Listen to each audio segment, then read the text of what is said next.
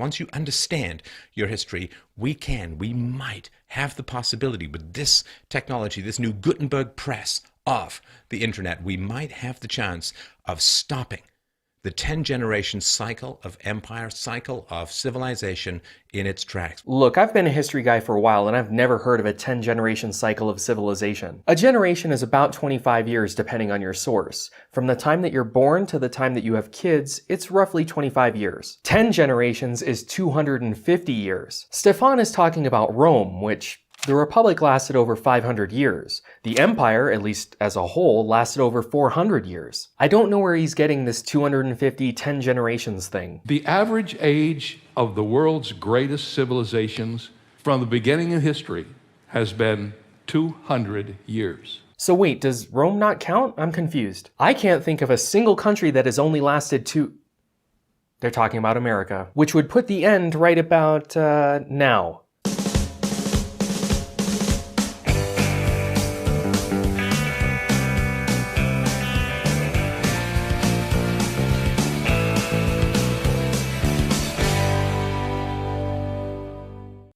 This video is brought to you by Cheddar.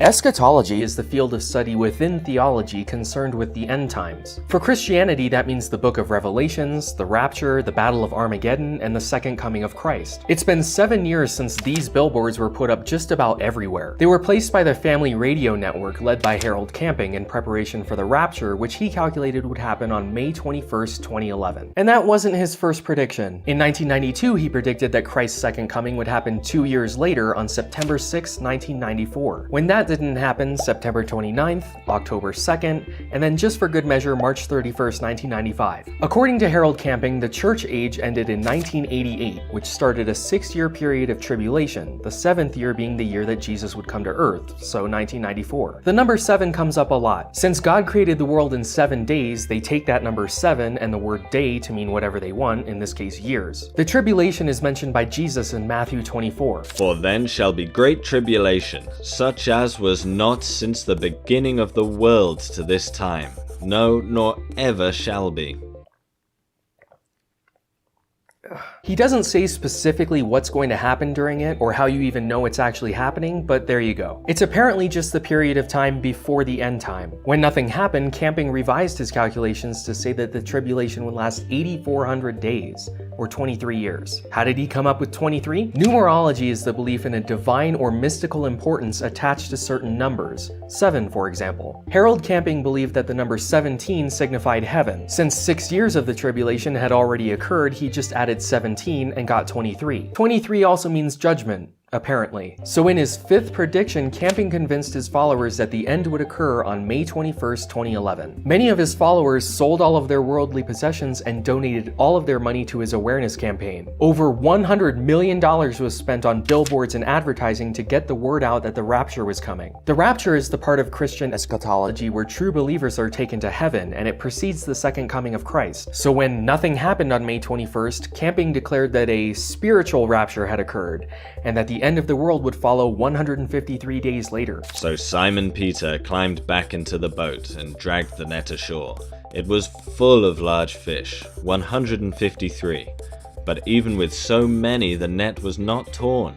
This seemingly random verse is literally how he came up with 153 days. What? Which happened to be October 21st, 2011. 7 years ago today. It's almost like I planned it that way. But Randy Macho Man Savage died the day before and stopped the apocalypse from happening. Hey, it's just as good of a theory as 153 fish. Harold Camping died in 2013, otherwise I'm sure the 7-year itch would have been significant somehow. People have been predicting the end times since basically the beginning. There's a massive Wikipedia article listing every substantial prediction for the end of the world going all the way back. It seems we can't go 2 years without someone declaring that the end is nigh. This is despite the fact that the Bible itself says that you can't calculate or predict the end. But about that day or hour, no one knows. Not even the angels in heaven, nor the Son, but only the Father.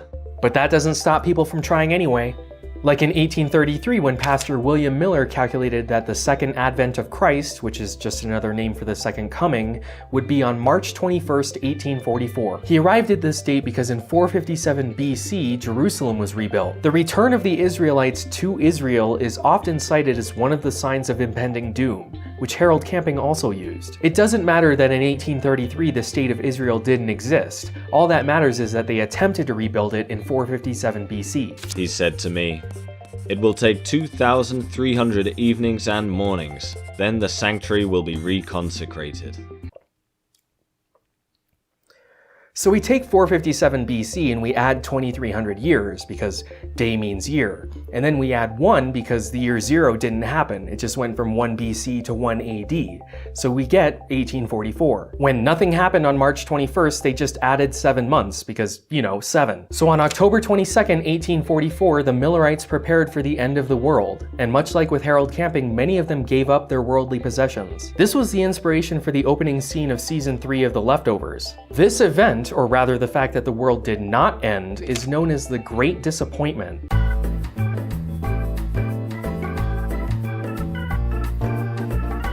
Which is what my dad says about me whenever I tell him I'm a YouTuber. William Miller spent the rest of his days hiding in shame, and I mean, imagine Googling what was the greatest disappointment ever, and there's your name, 170 years later. Nothing worse has happened since then, apparently. The Millerites later became the Seventh-day Adventists, who continue believing to this day that the second coming will happen any moment now. Much like the people who knock on your door. No, the other ones. Jehovah's Witnesses. Both of these churches believe that the earth was created 6,000 years ago, so young earth creationists. Or at the very least, it's been 6,000 years since Adam, so we are currently in the 7th millennium. With the Lord, a day is like 1,000 years, and 1,000 years are like a day. So for them, a day is 1,000 years rather than just 1 year. It's said that Jesus will return to Earth and usher in a 1,000-year kingdom, known as the Millennium. Jehovah's Witnesses are trying to get that going now. In fact, they believe that they are the earthly representatives of God's kingdom, and we are currently in the Millennium. God's kingdom was apparently established in 1914, which is also when World War I started. And since then, Jehovah's Witnesses have predicted the end of the world multiple times, but their first prediction was in 1941, which is when the United States joined World War II, strangely enough. Post-World War II America saw a huge increase in religious interest, especially when it comes to the end of the world. We now had bombs that could cause that, so makes sense. As a result, we saw the rise of evangelicals like Harold Camping, new religions like Scientology, and various other cults and alternative movements. Jehovah's Witnesses and Seventh-day Adventists both believe in millennialism. That's the idea that we either are or soon will be under the 1,000-year reign of Christ, which should be relatively peaceful. This is in contrast to millenarianism, which has a more cataclysmic apocalyptic view. Many millenarian cults came out of the 50s and 60s, including the Branch Davidians, a splinter group from the Seventh-day Adventists founded in 1955. Vernon Howell changed his name to David Koresh, believing that he was a descendant of King David from the Bible. David Koresh also identified himself as the Lamb from Revelations chapter 5, meaning that he is the final prophet who will usher in the second coming of Christ. The Branch Davidians believed that they were the ones who would break the 7 seals and bring about the end of days. Instead, in 1993, their days were ended at their compound at Waco, Texas, which is kind of the 90s version of Sandy Hook. Conspiracy theorists will never shut up about it. So to avoid any of that, I'm gonna point you to a few videos down below, and I'm not gonna say anything else about Waco. So stop typing. A lot of these cults that were started in the 50s and 60s met their end in the 90s, due in large part to the fact that many of their original members were dying off. Also, thanks to the internet, very few cults made it through that filter. In 1997, a UFO religion known as Heaven's Gate made headlines by committing mass suicide. Their leader, Marshall Applewhite, believed that he was the reincarnation of Jesus. They also believed that the Earth was going to be destroyed and that the only way to survive was to follow Applewhite onto a spaceship which trailed the comet hale-bopp. The comet was at its closest distance to Earth on March 22nd, 1997. 4 days later, the bodies of 39 Heaven's Gate members were discovered, having committed mass suicide to transport their spirits onto the UFO. They mixed phenobarbital with applesauce and vodka, then taped plastic bags around their heads. The expression drinking the Kool-Aid comes from Jonestown, even though it was actually the knockoff brand Flavor Aid. But they didn't necessarily believe that the end was coming, which is good because I don't want this to be another 30-minute video. Aside from ufologists, 1997 was an important date for end times predictions, because it was 2,000 years since Jesus was born. You heard that correctly. Jesus was actually born in the year 4 BC. When they set the starting point for the calendar, they didn't know that, I guess.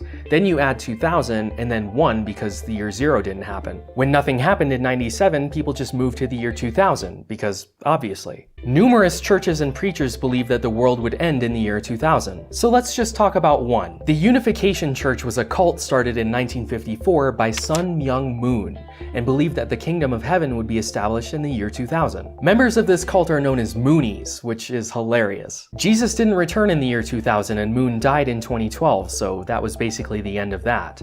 The next big religiously predicted date is 2033, 2,000 years after Jesus died. Just for the sake of being thorough, this is the exact same thing that happened around the year 1000. But let's take a step back from religion and take a look at the more secular predictions. You probably remember the Y2K bug, unless you're currently in high school, in which case you were born after that.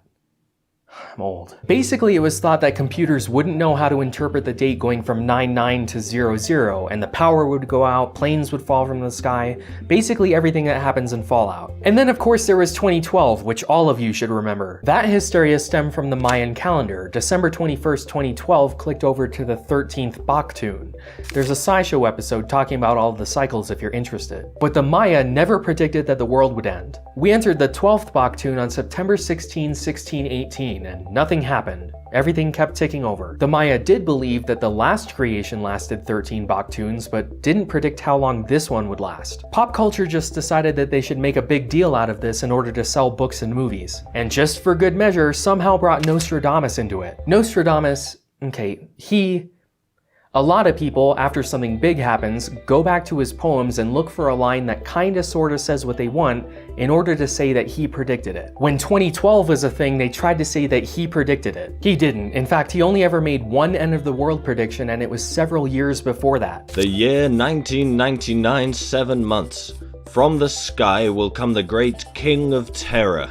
Most people interpreted that to mean that an asteroid or comet would strike Earth in July 1999. Until it didn't happen, and then they interpreted it to mean all sorts of things, like John F. Kennedy Jr. dying. But what would happen if a comet or asteroid did strike the Earth? Cheddar explored that question in their video, Is There a Best Case Asteroid Impact Scenario? What would be better for us life here on Earth?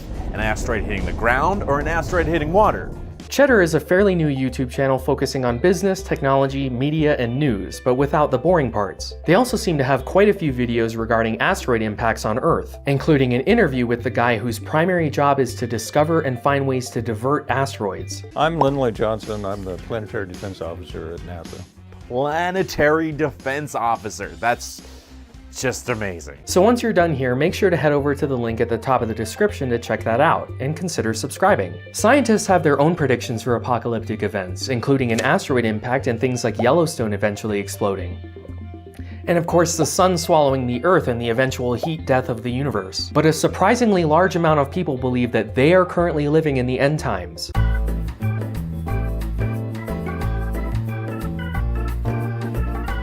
49% of Americans. Yeah, but that shouldn't really be surprising. Given all of the examples we just covered and the countless that we didn't, it seems like every generation almost wants to be the last generation. That's why they pick arbitrary numbers like 2,000 or 10 generations or 153 fish. The Bible itself says that you won't know the world is going to end until it's actually happening, so relax, because now you know better.